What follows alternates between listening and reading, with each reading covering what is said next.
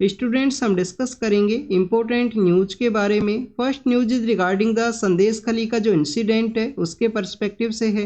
Student, संदेश खली एक विलेज है वेस्ट बंगाल का जो 24 नॉर्थ परगना नाम का जो डिस्ट्रिक्ट है वहाँ पे। आप देखिए कि इस विलेज के अंदर में वुमेन्स के अगेंस्ट में कुछ इंसिडेंट्स है वो सामने आए थे, तो उन्हीं केसेस का जो इंक्वायरी है वो यहाँ पे सीबीआई को हैंड ओवर किया गया है। वेस्ट बंगाल गवर्नमेंट के द्वारा सुप्रीम कोर्ट के अंदर अप्रोच किया गया। तो स्टूडेंट्स, हमारे यूपीएससी के एग्जाम के पर्सपेक्टिव से जो इन्फॉर्मेशन है उसको हम यहाँ पे डिस्कस करेंगे। आप देखिए कि यहाँ पे हमने 24 नॉर्थ परगना के बारे में डिस्कस किया, जहाँ पे ये जो संदेश खली नाम का जो विलेज है वो सिचुएटेड है। 24 नॉर्थ परगना आपको वेस्ट बंगाल का जो साउथ ईस्टर्न पार्ट है वहाँ पे देखने के लिए मिलता है, जो कि बांग्लादेश के साथ अपना जो एरिया है वो शेयर करता है। अगर हम वेस्ट बंगाल का जो जोग्राफिकल मैप है उसको यहाँ पे रीड करें स्टूडेंट, तो आप देखिए कि वेस्ट बंगाल का जो जोग्राफिकल मैप है उसके अंदर northern part of West Bengal के अंदर में आपको जो दोवार का जो रीजन है, जो गोरखालैंड का जो एरिया है वो देखने के लिए मिलता है। आप देखिए कि जो northern part of West Bengal है वहाँ पे टी का जो प्लांटेशन है उसको कैरी किया जाता है नॉर्दर्न पार्ट के अंदर में। ये बेसिकली इंडिया का जो स्ट्रेटेजिक इंपॉर्टेंस है उसके पर्सपेक्टिव से भी एक इम्पोर्टेंट एरिया है, क्योंकि हमारा नॉर्थ ईस्ट का जो कनेक्टिविटी है उसको ये सेटअप करता है। यहाँ पे जो सिलीगुड़ी कॉरिडोर है वो सिचुएटेड है, दार्जिलिंग हिल्स का एरिया यहाँ पे सिचुएटेड है। और स्टूडेंट्स, इसी एरिया से इंडिया का जो फर्स्ट जीआई टैग है जो दार्जिलिंग टी को दिया गया था, इसी एरिया से दिया गया था। फर्स्ट हमारा इंडिया का जो जोग्राफिकल इंडिकेशन का जो टैग है जो दार्जिलिंग टी को आपको देखने के लिए मिलेगा। अगर हम अदर पार्ट्स के बारे में डिस्कस करें तो कुछ कोस्टल एरिया आपको देखने के लिए मिलते हैं वेस्ट बंगाल के अंदर में। कुछ एरिया आपको जो डेल्टा का जो रीजन है वो भी आपको देखने के लिए मिलेगा। तो स्टूडेंट्स, इस वजह से डिफरेंट एरियाज के अंदर में वेस्ट बंगाल को डिवाइड किया गया है। ये आपको साउथ ईस्टर्न पार्ट के अंदर देखने के लिए मिलता है जो संदेश खली का विलेज है 24 नॉर्थ परगना। ऐसे ही एक सिमिलर नेम के ऊपर 24 साउथ परगना भी आपको देखने के लिए मिलेगा, जो आप देखिए कि डेल्टा का जो रीजन है वहाँ पे सिचुएटेड है। नेक्स्ट अगर हम डिस्कस करें स्टूडेंट्स यहाँ पे सीबीआई के पर्सपेक्टिव से, तो आपका यहाँ पे एक होमवर्क है। आप देखिए कुछ दिन पहले हमने टेलीग्राम चैनल के ऊपर भी एक क्वेश्चन है उसका प्रैक्टिस किया था। सीबीआई बेसिकली किस तरीके का इंस्टीट्यूशन है, क्या ये स्टैट्यूटरी बॉडी है या नॉन स्टैट्यूटरी बॉडी है, ये आपको कमेंट सेक्शन के अंदर बताना है। सीबीआई के अगर हम इस्टेब्लिशमेंट के पर्सपेक्टिव से डिस्कस करें स्टूडेंट्स, 1962 के समय में एक कमेटी है उसको कॉन्स्टिट्यूट किया गया था। कमेटी का नाम है संतानम कमेटी। संतानम कमेटी के रिकमेंडेशन के थ्रू सीबीआई को यहाँ पे इस्टेब्लिश किया गया स्टूडेंट्स। इसका जो एक्ट है जिसके थ्रू इसको इस्टेब्लिश किया गया है वो आपको कॉलोनियल एरा के समय का जो एक्ट है वो देखने के लिए मिलेगा। स्टूडेंट्स, वर्ल्ड वॉर सेकंड के समय में जब इंडिया एक कॉलोनी हुआ करता था तो उस दौरान में आप देखिए कि ब्रिटिश अथॉरिटीज को कुछ करप्शन के जो केसेज हैं वो सामने आए थे। तो उस दौरान में एक एक्ट है उसको पास किया गया था, Delhi special police establishment act है। Delhi special police establishment act है 1946 के समय का। तो उस एक्ट के थ्रू जो करप्शन के जो यहाँ पे केसेज हैं उनको इंक्वायर किया गया था स्टूडेंट्स। उसी एक्ट के थ्रू जो सीबीआई है उसको यहाँ पे सेटअप किया गया है।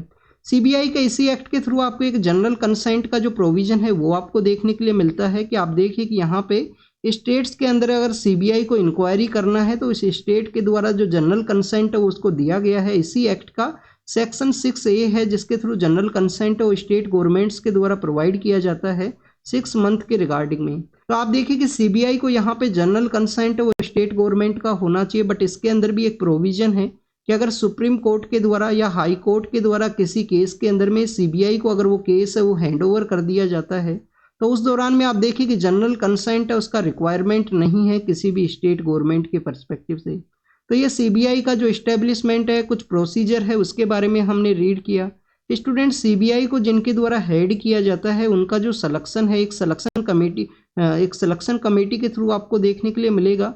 उस सिलेक्शन कमेटी के अंदर 3 मेंबर्स हैं आपको देखने के लिए मिलते हैं। प्राइम मिनिस्टर ऑफ इंडिया हैं, हमारे जो सीजीआई हैं चीफ जस्टिस ऑफ इंडिया हैं वो भी उसका पार्ट आपको देखने के लिए मिलेंगे। और आप देखिए कि लीडर ऑफ अपोजिशन, जो लोकसभा के अंदर लीडर ऑफ अपोजिशन है उनको यहाँ पे रखा गया है। अगर लीडर ऑफ अपोजिशन नहीं है तो जो लार्जेस्ट पार्टी है उनके लीडर को यहाँ पे ऐड किया जाएगा। तो स्टूडेंट्स, इस तरीके से जो 3 मेंबर्स का जो कमेटी है उनके द्वारा सीबीआई के जो हेड है उनको चूज किया जाता है, उनको सेलेक्ट किया जाता है। उसके बाद में उनका जो अपॉइंटमेंट प्रोसेस है वो आपको देखने के लिए मिलेगा।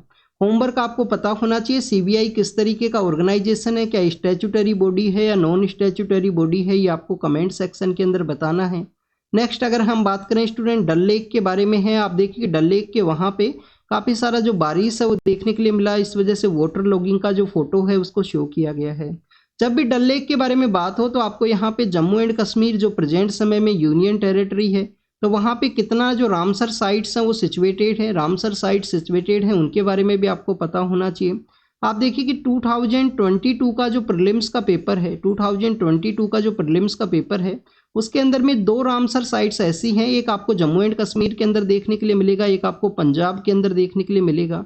आप देखिए हरीके नाम का जो रामसर साइट है वो कहाँ है, पंजाब के अंदर में, काफ़ी ज़्यादा फेमस है, वहाँ पे डैम का कंस्ट्रक्शन भी है। और होकेरा नाम का एक जो रामसर साइट है, होकेरा नाम का जो रामसर साइट है वो आपको जम्मू एंड कश्मीर के अंदर देखने के लिए मिलता है।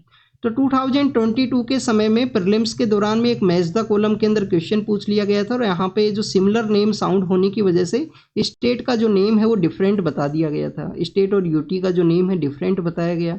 अगर हम बात करें रामसर साइट्स के बारे में तो आपको 5 रामसर साइट्स हैं वो देखने के लिए मिलती हैं, और आपको पता होना चाहिए कि जो डल लेक का जो एरिया है वो रामसर साइट का जो पार्ट है वो नहीं है। होकेरा नाम का जो रामसर साइट है, होकेरा नाम का जो रामसर साइट है वो आपको देखने के लिए मिलेगा जम्मू एंड कश्मीर के अंदर में।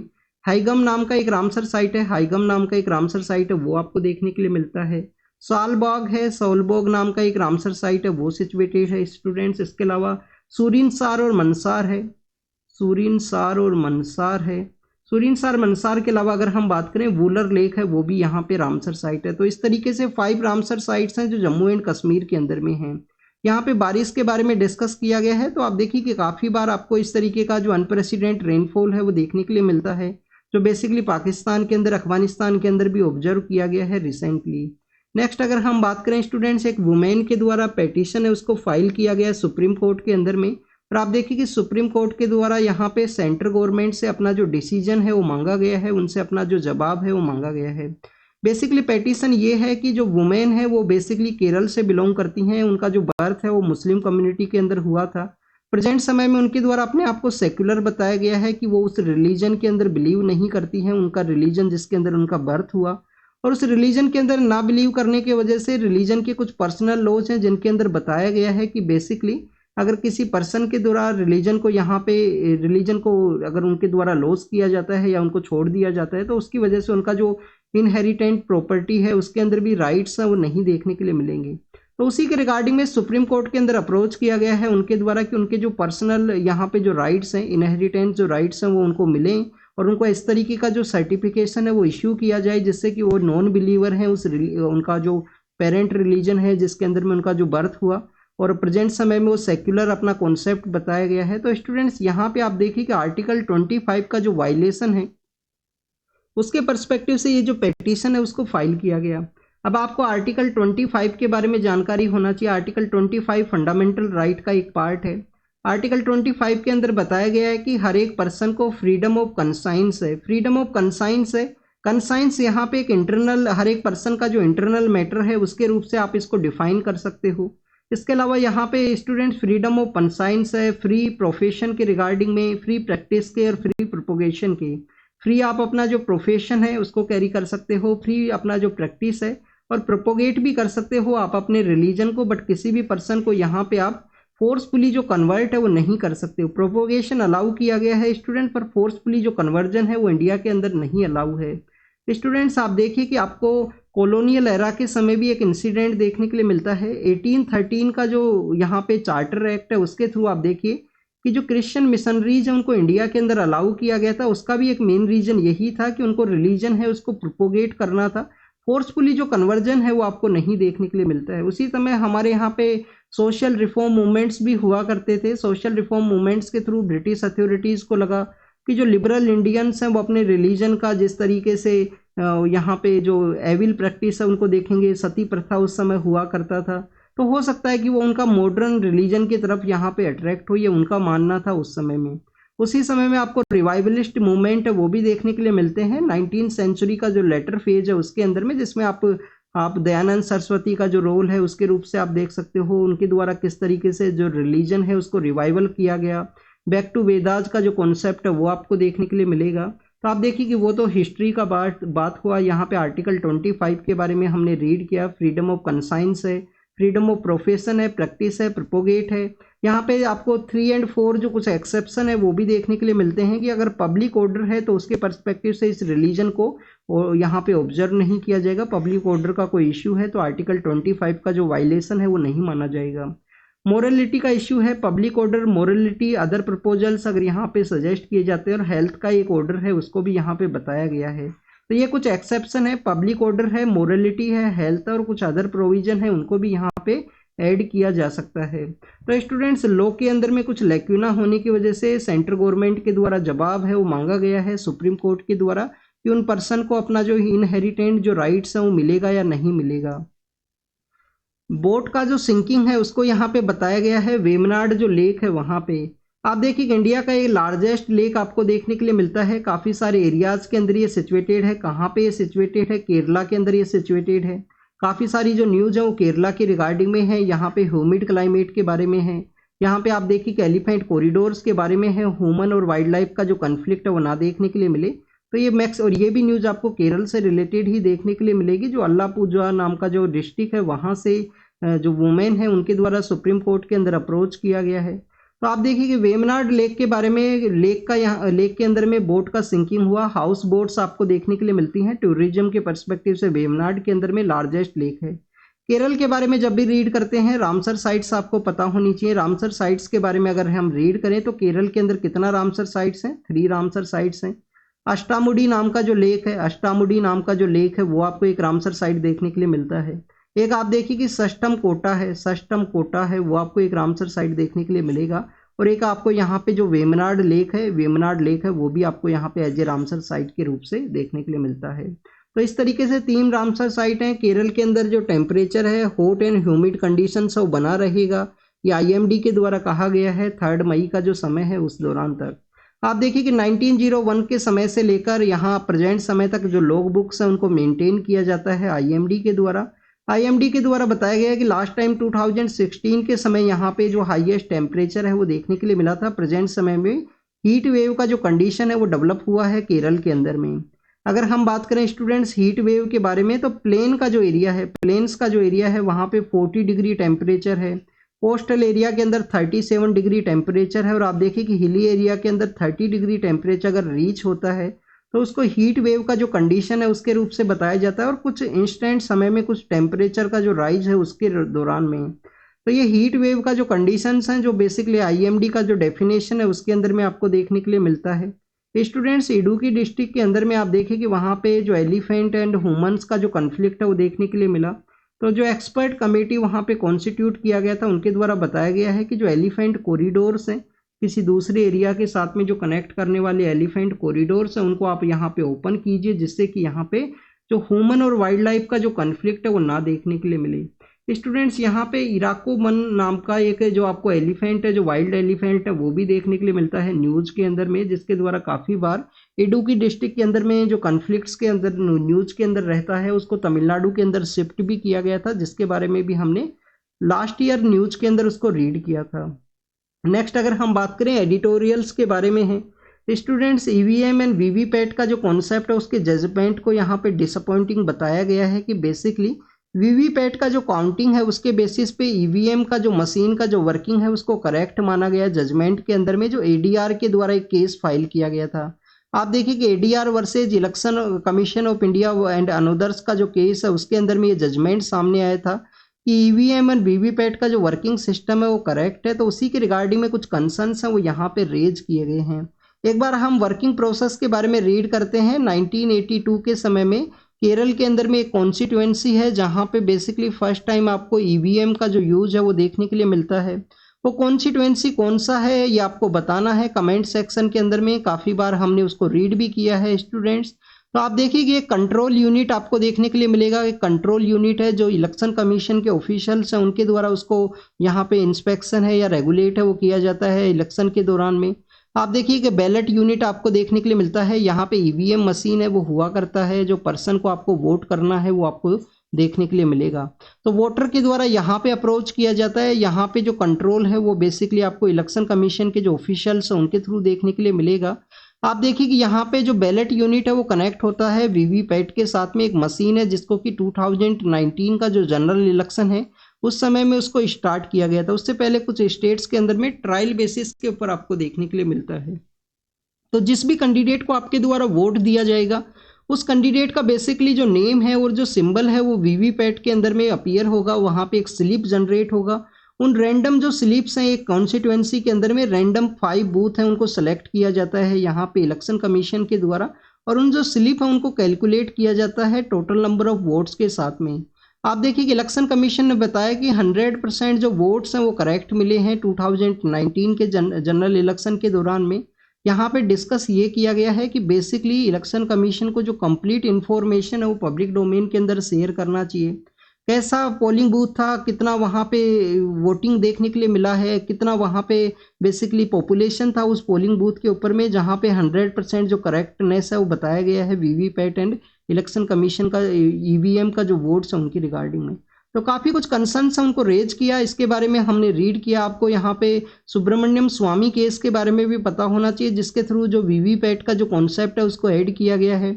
स्टूडेंट्स, एक नोटा का जो प्रोसेस है वो भी आपको देखने के लिए मिलता है, जिसको कि 2013 के समय में सुप्रीम कोर्ट के द्वारा ऐड किया गया था आपको PUCL versus union of India का केस के थ्रू में। नन ऑफ द अबाउ का जो कॉन्सेप्ट है नोटा, स्टूडेंट्स यहाँ पे वोटर्स के पार्टिसिपेशन के रिगार्डिंग में नोटा को बेसिकली इंसाइट किया गया था।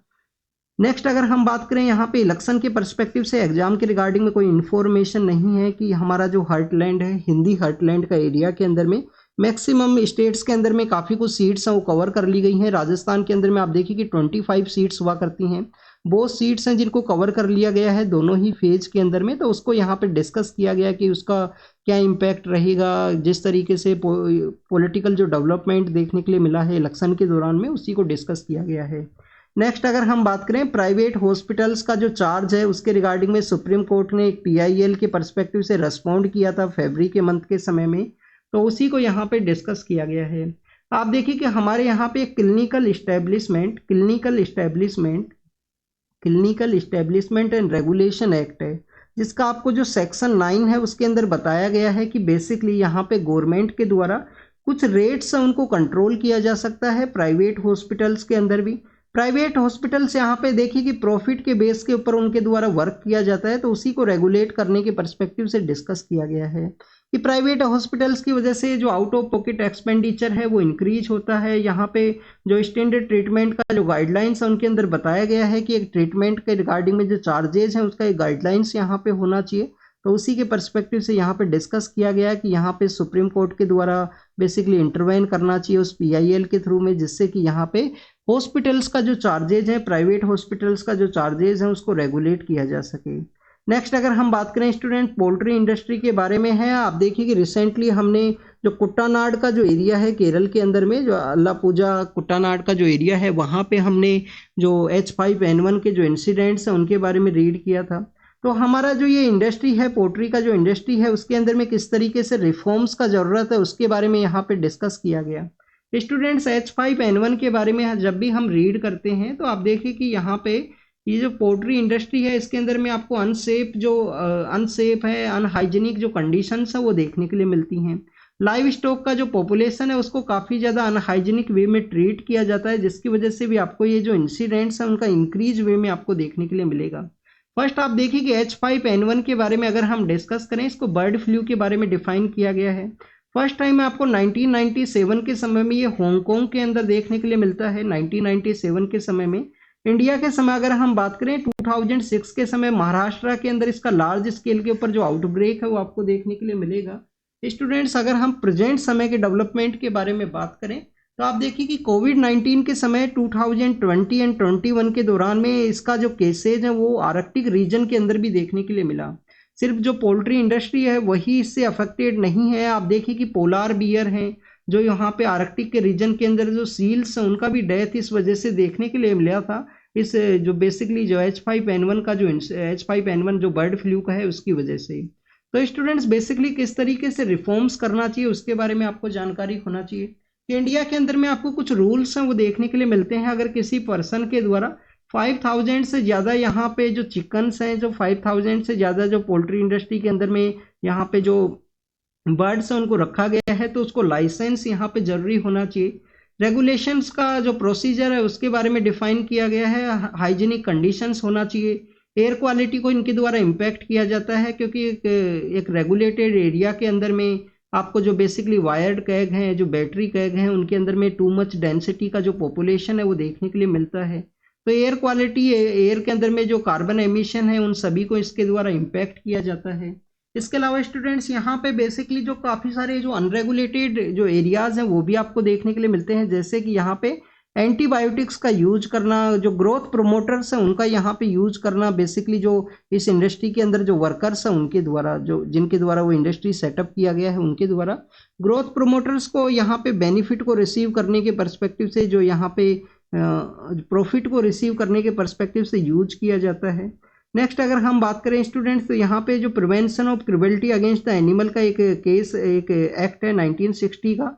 तो prevention of cruelty against the animal का जो बेसिकली आप देखिए कि इस एक्ट के थ्रू में बताया गया है काफ़ी सारे प्रोसीजर्स के बारे में कि किस एरिया के अंदर इनको कन्फाइन करना है, इसका रेगुलेशन को कैरी आउट करना चाहिए, हाइजीनिक कंडीशंस होना चाहिए। आप देखिए कि इसका जो मेन्योर्स है उसको यूज किया जाता है फार्मर्स के द्वारा, बट उनके द्वारा भी अगर इसको हायर क्वांटिटी के अंदर यूज कर लिया जाएगा तो वो भी वहाँ पे एग्रीकल्चर का जो प्रोडक्टिविटी है उसको इम्पैक्ट करता है। तो इस इंडस्ट्री के अंदर रिफॉर्म के बारे में बताया गया है, इसके अंदर में कुछ डिसीजंस लेने चाहिए उसी के पर्सपेक्टिव से। अनक्लास जो फॉरेस्ट एरिया है उसके बारे में यहाँ पे डिस्कस किया गया है। आप देखिए कि फॉरेस्ट कंजर्वेशन एक्ट का एक अमेंडमेंट एक्ट है वो सामने आया था 2023 के समय में। फॉरेस्ट कंजर्वेशन एक्ट है 1960 का, आपको देखने 1980 का आपको फॉरेस्ट कंजर्वेशन एक्ट देखने के लिए मिलेगा। 2023 के समय इसको अमेंड किया गया है। तो जो फॉरेस्ट कंजर्वेशन एक्ट है उसके अंदर अनक्लास जो फॉरेस्ट एरिया है उसके बारे में नहीं डिफाइन किया गया है। कंसर्न्स यहाँ पे ये रेज किए गए हैं, इसका जो कॉन्स्टिट्यूशनल वैलिडिटी है उसको बेसिकली यहाँ पे चैलेंज किया गया सुप्रीम कोर्ट के अंदर में, कि जो फॉरेस्ट कंजर्वेशन एक्ट है 2023 का अमेंडमेंट एक्ट है उसके थ्रू आप देखिए कि जो अनक्लास फॉरेस्ट एरिया है, जो कि आपको इंडिया का एक इन्वायरमेंट के पर्सपेक्टिव से एक 1996 का एक जजमेंट है वो देखने के लिए मिलता है। टीएन गोदावरमन केस के अंदर में जो अनक्लास फॉरेस्ट एरिया है उसको डिफाइन किया गया था स्टूडेंट्स। तो उसी के रिगार्डिंग में जो स्टेट का जो एक्सपर्ट कमेटीज है उनको अपना जो एरियाज है उसके बारे में डाटाज है उसको बताना था, मिनिस्ट्री ऑफ एनवायरनमेंट फॉरेस्ट के द्वारा उसको अपने वेबसाइट के ऊपर पब्लिश करना था। तो अनक्लास जो फॉरेस्ट एरिया हैं उनके बारे में यहाँ पे बताया गया कि कुछ कंसर्न्स हैं, इस एरिया को डाइवर्ट किया जा सकता है इस अमेंडमेंट एक्ट के थ्रू में, और ये काफ़ी ज़्यादा इंपॉर्टेंट एरिया है। आप देखिए कि हमारे यहाँ पे जो फॉरेस्ट एरिया है वो रिड्यूस होगा अगर इस तरीके से यहाँ पे अनक्लास जो फॉरेस्ट एरिया है उसको डाइवर्ट किया गया तो उसी का वैलिडिटी को यहाँ पे बताया गया है। टीएन गोदावरमन केस के बारे में आपको जरूर से पता होना चाहिए। इंडिया का फर्स्ट आपको जो इन्वायरमेंट केस है वो देखने के लिए मिलता है, जिसके थ्रू आप देखिए कि फॉरेस्ट एरिया की काफ़ी कुछ डेफिनेशन है वो आपको देखने के लिए मिलेगा। इटली का जो सिटी है वेनिस, उनके द्वारा आप देखिए कि टूरिस्ट का जो ओवर क्राउडिंग है उसके पर्सपेक्टिव से कुछ चार्ज है, कुछ फीस है वो लगाया गया है। अभी फीस किस टाइम के रिगार्डिंग में, लोकल्स को नहीं देना होगा फीस, जो बाहर से ट्रैवल करके जाते हैं, विजिट करते हैं, वहाँ पे ये फीस है वो उनके अगेंस्ट में लगाया गया है। क्यों लगाया गया है स्टूडेंट्स? यूनेस्को के रिगार्डिंग में आप देखिए कि यूनेस्को के रिगार्डिंग में जो डैमेजिंग सिचुएशन है वो कंसर्न्स रेज किए गए थे यूनेस्को के द्वारा कि जो हेरिटेज एरियाज है वहाँ पे डैमेजिंग सिचुएशन क्रिएट हुआ है ओवर क्राउडेड पॉपुलेशन की वजह से, ओवर क्राउड जो टूरिस्ट विजिट करते हैं उनकी वजह से। तो टूरिस्ट को रेगुलेट करने के पर्सपेक्टिव से ये डिसीजन आपको देखने के लिए मिलता है। और भी काफ़ी सारे एरियाज हैं, जैसे बार्सिलोना का एरिया है, आप देखिए कि एम्स्टर्डम का एरिया है, जहाँ पे ज़्यादा से ज़्यादा जो टूरिस्ट हैं वो विजिट करते हैं। वहाँ पे इस तरीके का जो फ़ी का जो कॉन्सेप्ट है वो काफ़ी बार ऐसे जो टॉपिक्स हैं डिस्कशन के अंदर देखने के लिए मिलते हैं। लोकल्स के द्वारा बेसिकली इसको एज ए जोक के रूप से बताया गया है कि वाट ए जोक, ये बेसिकली रेवेन्यू कलेक्शन का एक प्रोसीजर है और उसको बताया गया है कि यहाँ पे जो पॉपुलेशन है, जो टूरिज्म है वो कंट्रोल में नहीं आएगा। तो ये वेनिस के रिगार्डिंग में है, बेसिकली उसको ओवर क्राउड पॉपुलेशन है, ओवर क्राउड टूरिज्म है, उसको रोकने के रिगार्डिंग में। स्टूडेंट्स, लैंड स्लाइड का जो इंसिडेंट है वो हमारे हिमालयाज एरिया के अंदर में और काफ़ी कुछ एरियाज के अंदर देखने के लिए मिलता है, हिली एरियाज के अंदर में। तो वहाँ पे भी ये डिस्कस किया जाता है कि हिली एरियाज़ के अंदर में जो टूरिज्म है उसको रेगुलेट किया जाए, जो हमारे नंबर ऑफ टूरिस्ट जो विजिट करते हैं उनको रेगुलेट किया जाए, एक रेगुलेशन का जो कॉन्सेप्ट है वो होना चाहिए। तो इंडिया के अंदर भी हिली एरियाज़ जो काफ़ी ज़्यादा सेंसिटिव है वहाँ पे ये इश्यू है वो आपको देखने के लिए मिलेगा। इंडियन ओशियन का जो वार्मिंग है वो कंटिन्यूस इंक्रीजिंग फेज के अंदर है, उसको यहाँ पे बताया गया है। इसको हिरोशिमा बॉम्ब के अंदर में जितना एनर्जी प्रोड्यूस हुआ था उससे भी मोर यहाँ पे बताया गया है। हिरोशिमा एक बॉम्ब है वो यहाँ पे रेडी है। हमारा इंडियन ओशियन के अंदर जिस तरीके से वार्मिंग का जो सिचुएशन है वो देखने के लिए मिला है। सिर्फ सरफेस एरिया ही यहाँ पे वार्मिंग के अंदर नहीं है, जो डीप ओशियन का जो पार्ट है उसका भी वार्मिंग के बारे में बताया गया कि लास्ट 50 ईयर्स के अंदर में या लास्ट 60-70 ईयर्स के अंदर में जो वार्मिंग है वो 1.2 डिग्री के आसपास देखने के लिए मिला था। अब वो इंक्रीज हो गया है। यहाँ पे वार्मिंग का जो सिचुएशन है उसी को डिस्कस किया गया है। नेक्स्ट अगर हम बात करें, पंजाब पुलिस के द्वारा एक ड्रग का जो कार्टेल है उसको यहाँ पे एक्सपोज किया गया है। आप देखिए कि ड्रग का कार्टेल को एक्सपोज किया गया एग्जाम के पर्पज से। आपको यहाँ पे जो गोल्डन क्रिसेंट है उसके बारे में पता होना चाहिए। ईरान है, अफगानिस्तान है, पाकिस्तान है, इसको गोल्डन क्रिसेंट के रूप से जानते हैं ड्रग के रिगार्डिंग में।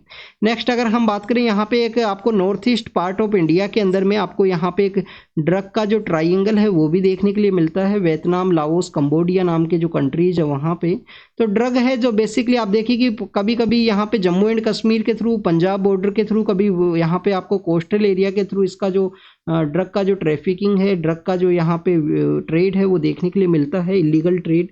तो उसी को एक्सपोज किया गया है पंजाब पुलिस के द्वारा। नेक्स्ट अगर हम बात करें, इंडिया के रोल को यहाँ पे डिस्कस किया गया कि एशिया पैसिफिक के अंदर में इंडिया और जापान के द्वारा या इंडिया का क्या रोल आपको देखने के लिए मिलेगा। एशिया पैसिफिक का जो 50% यहाँ पे जो एमिशन है उन सभी को देखते हुए इंडिया के द्वारा इन्वायरमेंट फ्रेंडली जो यहाँ पे सस्टेनेबिलिटी को प्रमोट करने के पर्सपेक्टिव से जो डिसीजंस वो लिए जा सकते हैं क्लाइमेट चेंज के रिगार्डिंग में, सस्टेनेबिलिटी को प्रमोट करने के पर्सपेक्टिव से, तो उसी को इंडिया पैसिफिक के अंदर इंडिया का जो रोल है उसको यहाँ पे डिस्कस किया गया है। नेक्स्ट अगर हम बात करें स्टूडेंट्स, आप देखिए कि केन्या के पर्सपेक्टिव से है। केन्या का जो यहाँ पे रिफ्ट वैली है, आपको eastern part of African continent के अंदर रिफ्ट वैली देखने के लिए मिलेगा, जहाँ पे आप देखिए कि आपको रवांडा नाम का जो कंट्री है, केन्या का भी कुछ पार्ट है वहाँ पे देखने के लिए मिलता है। तो टोरेंटियल जो रेन है वो वहाँ पे देखने के लिए मिला। डैम के अंदर में कुछ वहाँ पे ब्रेस्ट का जो सिचुएशन है उसकी वजह से कुछ लोगों का डेथ हुआ है केन्या के अंदर में। केन्या के बारे में जब भी रीड करते हैं आपको नैरोबी याद होना चाहिए स्टूडेंट्स। आप देखिए कि नैरोबी के अंदर में UNEP, United nation environment programme का हेडक्वार्टर सिचुएटेड है। आपको यहाँ पे जानकारी होना चाहिए 1978 के समय में एक यूएन हैबिटाट है उसको भी सेटअप किया गया था। यूएन हैबिटाट का जो हेडक्वार्टर है वो भी नैरोबी के अंदर ही सिचुएटेड है। और जो लेक विक्टोरिया का एरिया है स्टूडेंट्स, लेक विक्टोरिया के नियर बाई एरियाज के अंदर में आपको काफ़ी सारे जो मैराथन रनर्स हैं या मैराथन के जो विनर्स हैं वो देखने के लिए मिलते हैं। जिन लोगों के द्वारा मैराथन को जीता जाता है, मैराथन है आपको एक रेस देखने के लिए मिलता है। कुछ किलोमीटर्स वहाँ पे फिक्स है, 42 पॉइंट कुछ किलोमीटर्स का एरिया फिक्स है वहाँ पे मैराथन के अंदर में। तो इतना आपको मैराथन देखने के लिए मिलेगा, फुल मैराथन। और मैक्सिमम जो विनर्स हैं इस जो विक्टोरिया जो लेक है उसके नियर बाई एरियाज के अंदर सिचुएटेड है। होमवर्क है आपके लिए, होमवर्क है लेक विक्टोरिया के जो नियर बाई कंट्रीज हैं उनको आपको बताना है। बांग्लादेश के अंदर हीट वेव का कंडीशन है तो स्कूल को क्लोज कर दिया गया। इंडिया के अंदर भी काफ़ी बार ऐसा देखने के लिए मिलता है कि जो समर का जो स्कूल्स हैं उनको टाइम पीरियड है उसको रिड्यूस कर दिया जाता है टू मच हीट की वजह से। सोलोमन आइलैंड आप देखिए कि कहाँ पे है। आप सपोज कीजिए ये यहाँ पे ऑस्ट्रेलिया है, सपोज कीजिए ऑस्ट्रेलिया है। रफली मैप हमने यहाँ पे बनाया है ऑस्ट्रेलिया का। तो ये ऑस्ट्रेलिया का यहाँ पे आपको जो सोलोमन आइलैंड है वो देखने के लिए मिलेगा। न्यूजीलैंड यहाँ पे सिचुएटेड है। तो आप देखिए कि जो सोलोमन आइलैंड है कंप्लीटली ईस्टर्न पार्ट के अंदर में है। वहाँ पे सोलोमन आइलैंड आपको स्टूडेंट्स यहाँ पे देखने के लिए मिलेगा, इधर नहीं देखने के लिए, यहाँ पे।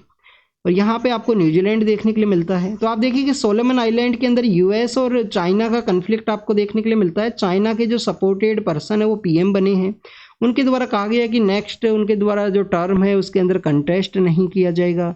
G7 के जो एनर्जी के जो मिनिस्टर्स हैं उनका मीटिंग हुआ। G7 का मीटिंग कहाँ पे ऑर्गेनाइज होगा इस साल? इटली के अंदर में। इटली के अंदर ही आप देखिए कि वेनिस नाम का जो सिटी है जहाँ पे टूरिस्ट के ऊपर जो चार्ज है वो लगाया गया है ओवर क्राउडेड एरिया के पर, ओवर टूरिज्म को रोकने के रिगार्डिंग में।